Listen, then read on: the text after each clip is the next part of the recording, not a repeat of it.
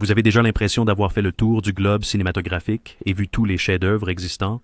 Réfléchissez-y à nouveau, chers voyageurs, car le panthéon personnel de Roger Ebert est sur le point de bouleverser votre univers cinématographique. Attachez-vous, gardez vos doigts prêts pour les commentaires, et n'oubliez pas d'appuyer sur le bouton s'abonner pour découvrir plus de trésors cachés des classiques de l'âge d'or. Aguirre, La colère de Dieu, 1972. Imaginez ceci, des conquistadors espagnols dérivant sur une rivière de jungle, leur armure rouillant tandis que les moustiques bourdonnent des funérailles, chants funèbres. Aguirre de Klaus Kinski rôde sur le radeau tel un jaguar en cuirasse, murmurant qu'il est la colère de Dieu. Werner Herzog a tourné presque en mode guérilla, transportant des caméras sur des pentes péruviennes abruptes, soudoyant des villageois pour des singes, et gardant prétendument un pistolet chargé à portée de main pour dissuader Kinski de déserter. Les affrontements infâmes de Herzog avec sa star mercurielle sont devenus des légendes à part entière. Une saga explosive en coulisses, presque aussi éprouvante que le voyage décrit à l'écran. L'équipe a affronté une humidité écrasante, des pluies torrentielles et de réelles menaces de la faune, forçant les acteurs à des états authentiques d'épuisement et de folie qui s'insinuaient dans chaque image. Le directeur de la photographie Thomas Motsch a capturé une forêt amazonienne dégoulinant d'une beauté sinistre, des sommets enveloppés de brouillard, des lianes enroulées, ruines, un monde primordial indifférent à l'ambition humaine. La partition surnaturelle de Paul Pelveux dérive hypnotiquement sur l'eau, évoquant des rituels anciens et un destin imminent, plongeant les spectateurs profondément dans la vision de Herzog. Malgré un budget dérisoire de seulement 375 000 $, ridiculement modeste selon les standards modernes, les visuels atteignent un caractère épique, intemporel, qualité. Initialement sorti sur un écran allemand obscur, Aguirre s'est lentement répandu sur les circuits de minuit, captivant l'imagination d'un théâtre audacieux à la fois. Ebert l'a salué comme l'une des grandes visions envoûtantes du cinéma, une méditation inquiétante sur l'hubris et l'obsession qui s'impriment de manière indélébile dans le subconscient. Des années plus tard, cinéastes et spectateurs ressentent toujours la fièvre cinématographique de Herzog, rêve. Ces images obsédantes, la terreur existentielle et la représentation implacable de la folie humaine persistent comme des fantômes longtemps après la fin du générique. Aguirre n'est pas simplement regardé, il est vécu, un film qui murmure depuis l'obscurité, te rappelant que sous la civilisation se cache la folie, et que la jungle reprend toujours ce qui lui appartient. Apocalypse Now, 1979. Bienvenue au cœur des ténèbres, où la guerre n'est pas seulement l'enfer. Elle est psychédélique, opératique, et terriblement personnelle. Apocalypse Now ne s'est pas contenté de dépeindre la guerre du Vietnam, il l'a transformée en un cauchemar hallucinatoire.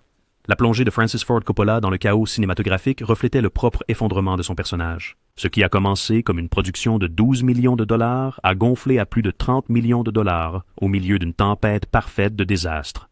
Des typhons ont détruit les décors.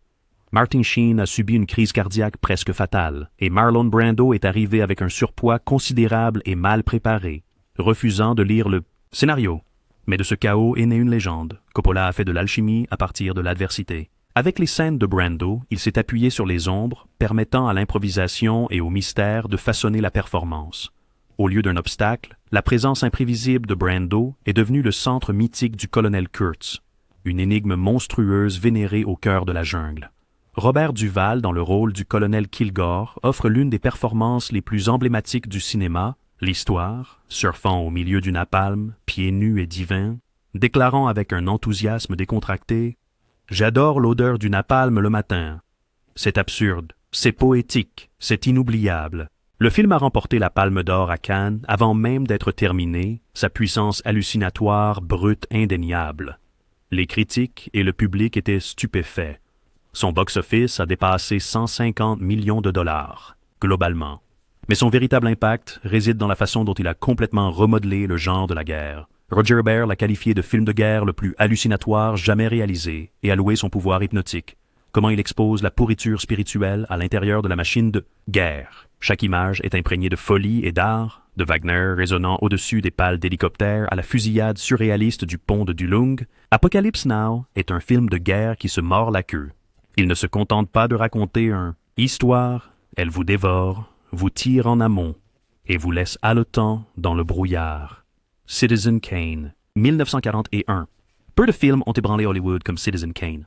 Orson Welles, à seulement 25 ans et fort de sa renommée théâtrale et radiophonique, est entré chez RKO S. Studios exigeant une liberté créative totale et l'ont obtenue. Le résultat? Un film qui redéfinit le cinéma à partir de zéro. Wells, avec le cinématographe visionnaire Greg Toland, a été pionnier de la photographie en profondeur de champ, de l'éclairage radical et d'angles de caméra non conventionnels. Ils ont percé des trous dans les sols des studios pour des plans en contre-plongée dramatique et ont superposé le son comme personne ne. Avant, ce n'était pas seulement raconter une histoire, c'était de l'architecture, de l'innovation et de l'ambition réunies. Au cœur de cela se trouve Charles Foster Kane, un magnat des médias dont le dernier mot, Rosebud, déclenche un voyage à travers une vie fracturée. Nous ne connaissons jamais vraiment Kane. Au lieu de cela, nous le voyons reflété dans les souvenirs des autres. Chaque perspective contredit la précédente, peignant un kaléidoscope d'ego, de solitude et de perte. Innocence. Bien qu'il ait perdu l'Oscar du meilleur film face à How Green Was My Valley, le temps a couronné Citizen Kane comme le roi. Les critiques de Sight and Sound l'ont classé comme le plus grand film de tous les temps pendant des décennies. Son influence se fait sentir dans tout, de There Will Be Blood à The Social Network. Ebert l'admirait non seulement comme un chef-d'œuvre, mais comme un chef-d'œuvre inépuisable. Il en a donné plus de 40 conférences, chaque visionnage révélant de nouvelles couches. Il écrit « C'est un chef-d'œuvre superficiel, mais sa surface est tellement éblouissante. Chaque nouveau visionnage révèle un nouveau couloir dans le vaste Xanadu de Kane, son château d'ambition et regret. La Dolce Vita, 1960. La Dolce Vita s'ouvre comme un rêve et glisse comme un fantôme à travers le Rome décadent. Après les heures de bureau, une statue du Christ pend d'un hélicoptère, dérivant au-dessus de la ville éternelle, observée par des baigneuses en bikini sur les toits. Fellini annonce sa thèse dès la première image. Le sacré et le profane, le divin et le ridicule, tous mêlés dans la vie moderne. Marcello Mastroianni, parfaitement choisi pour incarner le journaliste fatigué Marcello Rubini, passe d'une fête scintillante à une autre, échangeant la quête de l'âme contre le scoop. Poursuite. Il n'est pas juste perdu, il dérive volontairement dans un monde de célébrités, d'aristocrates et de noblesse décadente, cherchant constamment un sens dans le champagne. Mousse. Federico Fellini a tourné le film pour environ 10 millions de dollars d'aujourd'hui, un budget énorme pour le cinéma italien à l'époque. Mais chaque lire est à l'écran, de la séquence iconique de la fontaine de Trevi où Anita Ekberg se baigne au clair de lune, à la surréaliste promenade finale sur la plage éclairée à la bougie, avec un monstre marin mort étendu sur le sable. À sa sortie, le Vatican a condamné, les spectateurs étaient perplexes, mais les audiences faisaient la queue pendant des pâtés de maison. Il a battu des records au box-office en Italie et a ébloui les festivals internationaux. Avec le temps, il est passé de scandaleux à sacré, un instantané du désenchantement d'après-guerre et de la libération cinématographique. Ebert a qualifié la Dolce Vita de l'un des plus grands films jamais réalisés, notant comment il a mûri avec lui. En tant que jeune homme, il voyait la rébellion. Plus tard, il voyait la solitude et le désir. Le film ne change jamais, mais vous, si, et c'est ça sa magie. Le Général, 1926. Buster Keaton ne se contentait pas de faire des cascades, il dansait avec le danger. Dans The General, il offre une épopée de l'ère du cinéma muet qui mêle comédie, action et merveilles mécaniques, avec une précision époustouflante. Posé librement sur un événement réel de la guerre de sécession, le film suit Johnny Gray, un ingénieur ferroviaire dont la locomotive bien-aimée et la fiancée sont tous deux pris en otage par des espions de l'Union. Son mission, sauver les deux avec rien d'autre que du courage, des engrenages et une détermination sans faille. Ce qui semble être une simple poursuite devient l'un des spectacles les plus méticuleusement orchestrés du cinéma. Keaton exécute chaque cascade lui-même, sautant entre des trains en mouvement, courant sur les toits et allant même jusqu'à chevaucher le côté d'un canon tout en gardant son expression impassible célèbre. Le clou du spectacle? Une locomotive à échelle réelle s'écrasant d'un pont en feu dans une rivière. Un vrai train, une seule prise, 42 000 $ partis en quelques secondes. C'était la cascade la plus chère de l'histoire du cinéma muet, et elle est tout aussi incroyable aujourd'hui. The General a reçu des critiques tièdes et un box-office médiocre. Les critiques ne savaient pas quoi penser d'un film de guerre qui n'était ni tout à fait un drame ni une comédie traditionnelle, mais le temps leur a donné tort. Le film a été redécouvert dans les années 1950 et a rapidement été reconnu comme une leçon magistrale de narration visuelle. Ebert a loué The General pour son élégance mathématique, une expression qui capture parfaitement la chorégraphie au millimètre près de Keaton. Chaque gag est minuté à la perfection. Chaque plan a un but précis. Keaton n'était pas seulement un clown, il était un ingénieur du rire. Raging Bull, 1980. Raging Bull n'est pas seulement un film de boxe, c'est une brutale opéra d'autodestruction, encadrée de sueur, de sang et celluloïde en noir et blanc. Martin Scorsese a transformé la vie du champion des poids moyens Jake LaMotta en une œuvre psychologique brûlante. Portrait. Un homme qui peut encaisser chaque coup sur le ring mais ne peut pas échapper à ses propres démons. Robert De Niro s'est transformé pour ce rôle d'une manière qui résonne encore dans l'histoire du métier d'acteur. D'abord, il s'est entraîné avec LaMotta lui-même, devenant un boxeur compétent.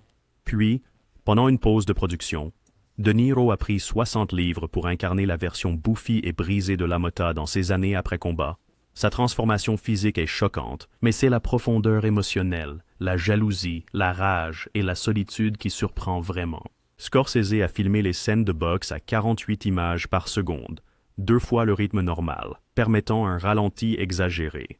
Chaque coup de poing ressemble à un coup de feu. Chaque goutte de sueur une éclaboussure d'émotions brutes. Les combats sont stylisés. Chacun reflète l'état intérieur de Jake plus que le sport lui-même. Ce n'est pas tant de la boxe que du châtiment, infligé et reçu. Éditrice Thelma Schoonmaker, une habituée de Scorsese, monte avec une brillance chirurgicale. Une porte de cellule se referme comme une cloche de boxe. Un moment de calme est brisé par un éclat soudain. Rien n'est gaspillé. Lorsque Raging Bull est sorti en salle en 1980, ce n'était pas un grand succès, ne rapportant que 23 millions de dollars. Mais les critiques ont immédiatement reconnu son importance. Ebert l'a qualifié de meilleur film sur le côté sombre du rêve américain, comparant Jake LaMotta à un personnage tragique tiraillé entre violence et vulnérabilité. 2001, L'Odyssée de l'espace. 1968. Qualifié 2001. L'Odyssée de l'espace de film de science-fiction, c'est comme qualifier la chapelle Sixtine de fresque de plafond. C'est exact mais extrêmement insuffisant. Le chef-d'œuvre de Stanley Kubrick est un cosmèque, symphonie, un voyage méditatif de la Terre préhumaine aux confins de l'espace. Le tout raconté avec un minimum de dialogue et un maximum d'émerveillement. Développé avec le visionnaire de la science-fiction Arthur C. Clarke, le film a repoussé les limites dès la première image. Il ne commence pas avec des fusées, mais avec des singes et un monolithe extraterrestre qui déclenche l'évolution humaine. Coupe au célèbre saut de coupe, un eau jeté en l'air se transforme en satellite, sautant à travers les millénaires en un seul souffle. Kubrick était obsédé par le réalisme, collaborant avec des consultants de la NASA pour concevoir une technologie qui n'existait pas, pour l'instant. Le décor de la centrifugeuse, construit pour simuler la pesanteur, pesait 30 tonnes et tournait comme une roue de hamster géante. Chaque visuel était méticuleusement construit. Pas d'ordinateur, pas d'images de synthèse, juste des maquettes, de la photographie truquée, et une innovation sans fin. Le deuxième acte du film, suivant une mission en direction de Jupiter, présente Charles 9000, l'IA étrangement calme qui parle avec une politesse glaçante. « Je suis désolé, Dave, j'ai peur de ne pas pouvoir faire cela. » La descente de HAL dans la paranoïa est l'une des plus grandes représentations de l'intelligence artificielle au cinéma et un avertissement intemporel. Puis vient la séquence Stargate, des tunnels de lumière tourbillonnants, des sons célestes et un final dans une suite spatiale victorienne qui a laissé le public de 1968 abasourdi. Beaucoup sont partis, d'autres sont revenus encore et encore. Le film est devenu une sensation des films de minuit et a finalement engrangé plus de 130 millions de dollars. Ebert l'a appelé un monolithe du cinéma, un film si ambitieux, si patient, qu'il a remodelé ce que le public attendait de film. Ce n'est pas une histoire, c'est une expérience qui étire l'esprit, déforme le temps, et ne se termine pas par des réponses mais par une renaissance. Tokyo Story, 1953. Dans Tokyo Story, il ne se passe pas grand-chose, du moins pas selon les normes hollywoodiennes. Il n'y a pas de scène de poursuite, pas de confrontation larmoyante, pas de moment dramatique, révélation. Mais sa puissance tranquille est précisément ce qui en fait l'un des films les plus vénérés jamais réalisés. Réalisé par Yasujiro Ozu, l'histoire suit un couple âgé, Shukichi et Tomi, qui voyagent de leur petit village pour rendre visite à leurs enfants adultes dans Tokyo. Ce qu'ils trouvent est une indifférence polie, des excuses et une aliénation subtile. Leurs enfants, absorbés par leur vie urbaine moderne, offrent l'hospitalité par obligation plutôt que chaleur. Le style d'Ozu est minimaliste et profondément humain. Sa caméra ne bouge jamais sauf si c'est absolument nécessaire et est presque toujours placée au niveau du tatami, à hauteur d'assise, nous enfermant dans le monde de ses personnages. Il n'y a pas de musique mélodramatique. À la place, nous entendons les sons naturels de la vie, des pas, des trains, un doux vent. Cette simplicité permet à l'émotion de surgir naturellement, souvent dans les silences entre les mots. Le film culmine dans une tragédie traitée avec une retenue dévastatrice. quelques mots. Une tête inclinée et une larme silencieuse pèsent plus que n'importe quel argument crié. Initialement accueilli avec des éloges réservés en Occident, certains l'ont qualifié de trop lent. Tokyo Story a depuis accédé au plus haut rang du cinéma. Des réalisateurs comme Kurosawa, Scorsese et Wenders l'ont cité comme une influence. Il figure régulièrement en tête des listes des meilleurs films de tous les temps. Ebert chérissait Tokyo Story comme une leçon d'empathie, et tant. La vie elle-même n'est pas pressée, a-t-il écrit, et Ozu reflète ce rythme avec une précision poignante. Ce n'est pas ce qui est dit qui importe, mais ce qui reste sous-entendu. Un film qui murmure des vérités sur la famille, le vieillissement, et le chagrin silencieux d'être oublié. L'Arbre de vie, 2011. Terrence Malick ne fait pas des films au sens traditionnel. Il les peint avec la lumière et les monte comme poèmes. The Tree of Life est peut-être sa toile la plus audacieuse, une vaste méditation spirituelle sur l'existence elle-même, mêlant les origines du cosmos à une enfance dans le Texas des années 1950. Le récit du film n'est pas linéaire, mais émotionnel. Il se concentre sur Jack O'Brien, qui réfléchit à son enfance, à son père sévère et aimant, à sa mère angélique et nourricière, Jessica Chastain, et à la mort de son frère qui traverse leur vie comme un psaume. Mais tout juste alors que nous nous installons dans des souvenirs domestiques, Malick s'élargit. À travers les yeux du directeur de la photographie Emmanuel Lubezki, nous assistons au Big Bang, à la formation des galaxies, à la naissance de la Terre, et oui, même aux dinosaures. C'est un choix audacieux, mais d'une certaine manière, cela fonctionne. Malick suggère que toute vie est connectée du cosmique à l'intime. Sa caméra flotte, plonge, danse à travers des cuisines ensoleillées et de vastes déserts. De même, le dialogue devient chuchotement. L'histoire devient une sensation. À Cannes, The Tree of Life a été à la fois hué et applaudi. Il a remporté la Palme d'Or. Les critiques s'étaient divisées, mais Ebert l'a déclaré comme l'un des plus grands films qu'il ait jamais vu. Il l'a appelé une prière et a dit qu'il offrait la grâce à travers le cinéma. Ses recettes au box-office étaient modestes, mais impressionnantes pour un film aussi expérimental, atteignant 61 millions de dollars, mondialement. Plus important encore, il a trouvé une place dans le cœur de ceux qui étaient réceptifs à son rythme. Vertigo, 1958. Vertigo n'est pas seulement le film le plus personnel de Hitchcock, c'est aussi le plus obsédant. Il persiste comme un rêve à demi oublié, un fantôme en technicolor. James Stewart joue le rôle de Scotty Ferguson, un détective à la retraite hanté par l'acrophobie, engagé pour suivre une femme mystérieuse, Kim Novak. Mais ce qui commence comme une simple filature se transforme en obsession, l'identité et l'illusion du contrôle. Tourné dans les rues ombragées de San Francisco et les falaises côtières balayées par le vent, le film est un chef-d'œuvre visuel. Hitchcock a inventé le désormais célèbre zoom compensé pour simuler le vertige de Scotty, la caméra reculant tout en zoomant, pour transformer les cages d'escalier en abysses cauchemardesques. La partition hypnotique de Bernard Herrmann tourne en boucle comme un subconscient en spirale, nous entraînant plus profondément dans le désarroi de Scotty. Lorsque Sueur froide est sorti en 1958, les critiques ont haussé les épaules. Le public était confus, il a sous-performé, mais Hitchcock savait ce qu'il avait créé.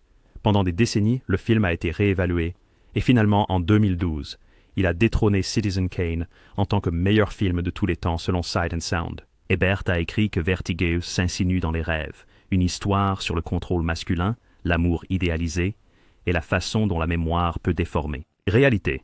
Scotty ne tombe pas amoureux d'une femme, il tombe amoureux d'un fantôme, puis essaie de la ressusciter. Son amour devient contrôlé, et sa passion devient tragédie. Kim Novak, souvent sous-estimée, offre une performance double déchirante.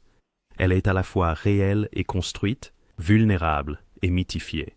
Quand Scotty remodèle son apparence, c'est l'un des moments les plus dérangeants de l'histoire du cinéma, non violent, mais profondément invasif. Casablanca, 1942. Casablanca n'était jamais censé être un classique. C'était juste une autre production de studio en temps de guerre, précipitée dans les cinémas avec un casting de stars fiables et une succession de scénaristes. Mais d'une manière ou d'une autre, la magie a opéré.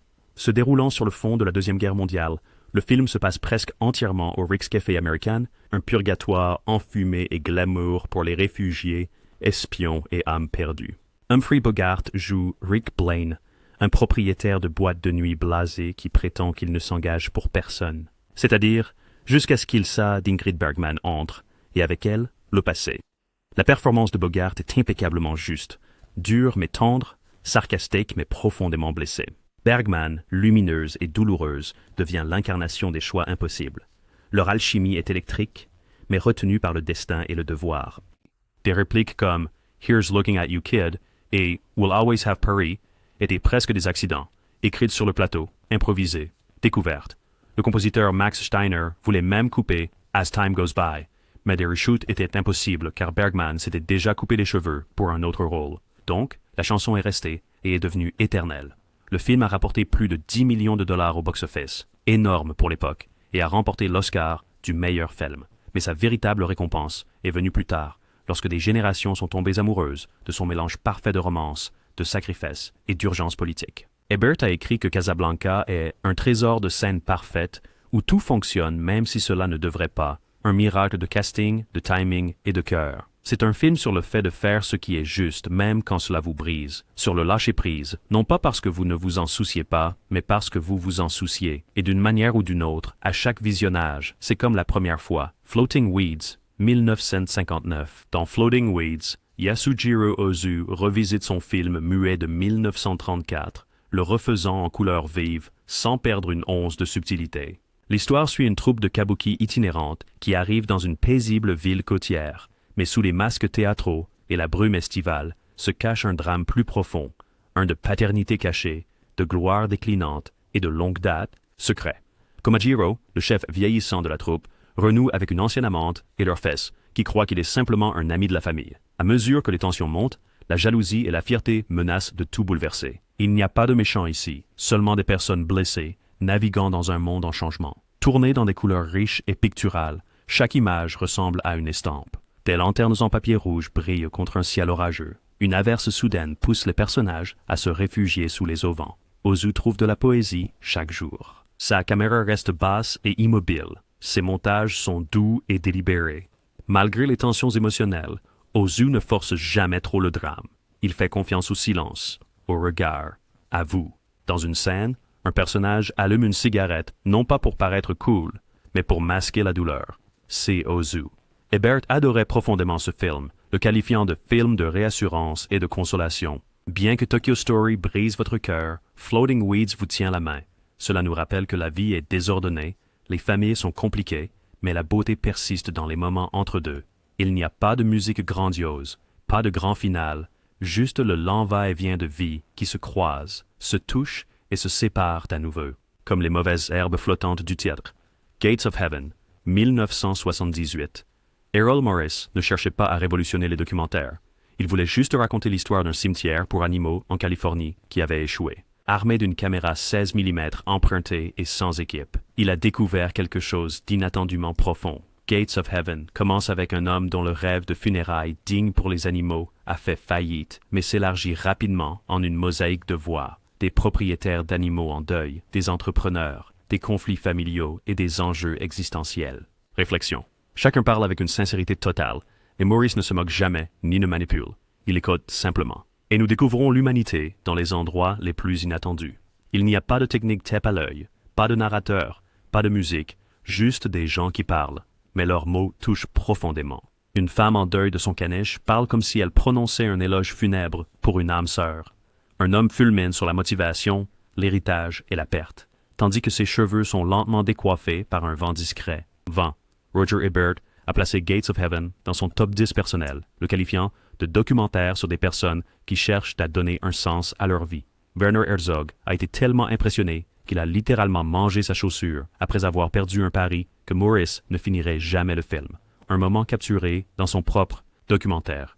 Bien qu'il n'ait rapporté qu'une fraction au box-office, son influence est incommensurable. Il a ouvert la voie à des styles de documentaires personnels, philosophiques et surréalistes, de American Movies à The Act of Killing. Notorious, 1946.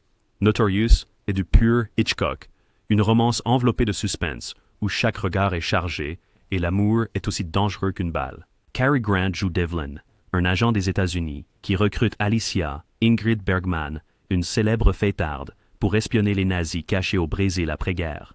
Mais ce qui commence comme une mission se transforme en quelque chose de beaucoup plus dangereux, une affaire de cœur. La réalisation de Hitchcock est sinueuse et séduisante. Un plan célèbre commence au sommet d'un grand escalier et glisse jusqu'à une clé cachée dans la main d'Alicia. Un mouvement de grue a coupé le souffle qui murmure la tension plutôt que de la crier. La chimie entre Grant et Bergman et brûlante. Leur baiser, qui fait enfreint la règle de 3 secondes du code Hays, a été filmé en courtes rafales intimes. Baisers, câlins, murmures, étendant le moment en l'une des scènes les plus érotiques de la année 1940. Le MacGuffin, de l'uranium, caché dans des bouteilles de vin, un élément d'intrigue tellement en avance sur son temps que des responsables gouvernementaux ont interrogé Hitchcock à ce sujet. Mais le véritable élément central n'est pas atomique. Il est émotionnel. Alicia risque tout pour prouver sa valeur à Devlin, qui cache son amour derrière le protocole. Le film fut un énorme succès, rapportant plus de 24 millions de dollars dans le monde entier. Mais au-delà de ces recettes, c'est une leçon de maître sur la façon dont les thrillers peuvent vibrer d'émotions humaines. Ebert appréciait Notorious pour sa complexité morale. Le héros laisse la femme qu'il aime se mettre en danger. Le méchant, Claude Rains, l'aime plus honnêtement. Il n'y a pas de réponse facile. Le troisième homme, 1949. Peu d'entrées au cinéma sont aussi légendaires que celle de Harry Lime. Une porte s'ouvre en clignotant, une lumière éclaire son visage narquois, et Orson Welles, absent pendant la moitié du film, devient soudainement le film. Mais le troisième homme n'est pas un simple véhicule de star. C'est un film noir baigné d'ombre, d'ironie et de désillusion d'après-guerre. Réalisé par Carol Reed et écrit par Graham Greene, le film suit le romancier de Pulp Fiction, Holly Martins, Joseph Cotten, qui arrive dans la Vienne, occupé pour rendre visite à un vieil ami, seulement pour apprendre que Harry Lime est mort. Où est-elle? Tourné sur place, dans les ruines de Vienne, le film utilise de véritables bâtiments bombardés, une architecture tordue et des angles penchés à la hollandaise pour créer de l'inquiétude. La ville devient un personnage, brisée, méfiante, hantée. La partition à la cithare d'Anton Karas, un thème enjoué de pincement, contraste de manière troublante avec la morale du film. Pourriture. Lorsque Lime apparaît finalement, Welles s'approprie le moment. Son fameux discours sur le coucou, improvisé, élégant, glaçant, redéfinit tout le film. Il n'est pas juste un méchant, il est le charme et la cruauté personnifiés. Ebert a qualifié la dernière image, les doigts de Lime glissant à travers une grille d'égout, de l'une des plus grandes du cinéma. Il s'accroche non seulement à la vie, mais aussi au péché, jusqu'à la toute fin. Et cette fin, Holly attend sous un arbre. Anna passe devant lui, silencieuse, le reconnaissant. Pas de montée musicale, juste du calme, chagrin. Le troisième homme a été le film britannique le plus rentable de 1949 et reste une référence pour le cinéma noir et européen. Voilà 15 triomphes titanesques vus à travers les yeux toujours curieux d'Ebert. Quelle pépite allez-vous projeter ce soir? Partagez vos avis dans les commentaires, aimez cette vidéo et activez la cloche pour ne jamais manquer une autre expédition dans l'or cinématographique oublié. Golden Age Classics se prépare à dérouler encore plus de chefs-d'œuvre méconnus. Alors gardez vos bobines en marche, votre cœur grand ouvert et votre popcorn bien salé pour la prochaine plongée en profondeur.